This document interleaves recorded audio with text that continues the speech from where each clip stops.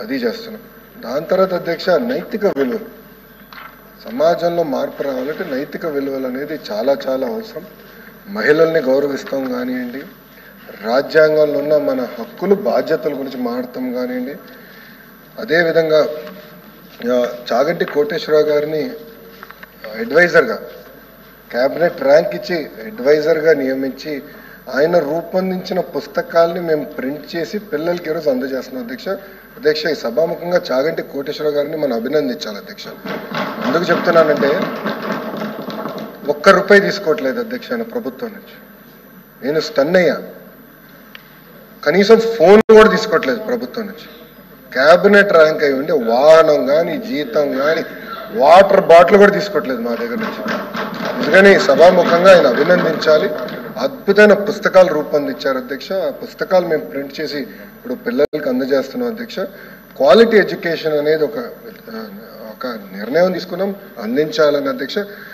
Learning outcomes ASER report, NAS report అధ్యక్ష. జనరల్గా దేశవ్యాప్తంగా 2 రిపోర్ట్స్ పెట్టెళ్తారు అధ్యక్ష.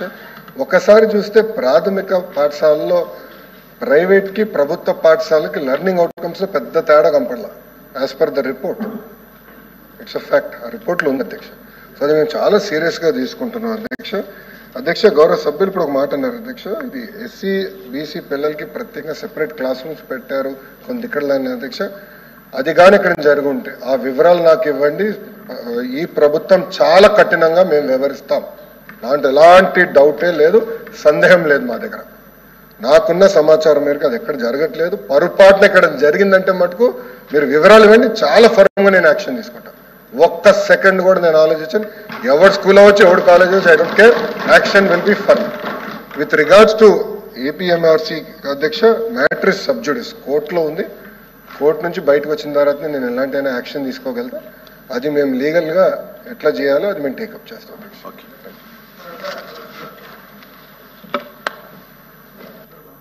సమాధానం చెప్పింది.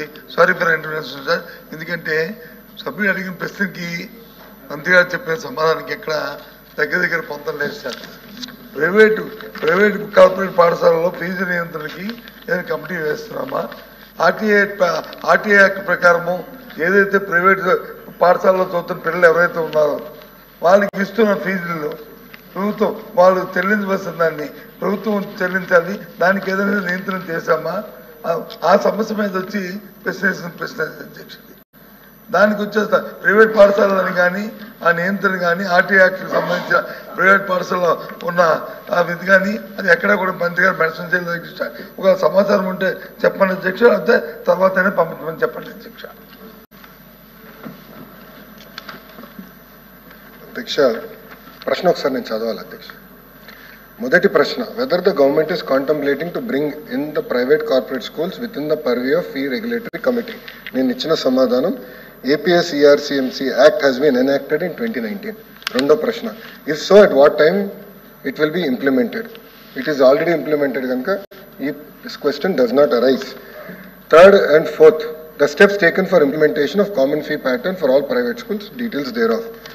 ఇక్కడ చాలా స్పష్టంగా చెప్పాను అధ్యక్ష. జియో నంబర్ 53, 54 ఏదైతే ఆనాటి ప్రభుత్వం ఇచ్చిందో అది హైకోర్టు సెట్ అసైడ్ చేసింది. సో నేను గౌరవ సభ్యులకి వాళ్ళు అడిగిన ప్రశ్నకి ఏమన్నానంటే ఇది మ్యాటర్ ఇస్ సబ్ జుడిస్, APERMC అనేది సబ్ జుడిస్ అయింది. అది లీగల్గా మేము ఫైట్ చేసిన తర్వాత నేను యాక్షన్ తీసుకోగలుగుతానని చెప్పాను. నేను చాలా క్లియర్గా సమాధానం చెప్పాను. తర్వాత ఎల్ఓపి గారు ప్రశ్న లేని దాన్ని అడిగారు. ఆర్టీఈ గురించి అడిగారు అధ్యక్ష. ఇక్కడ ఎక్కడ ఆర్టీఈ గురించి లేదు అధ్యక్ష.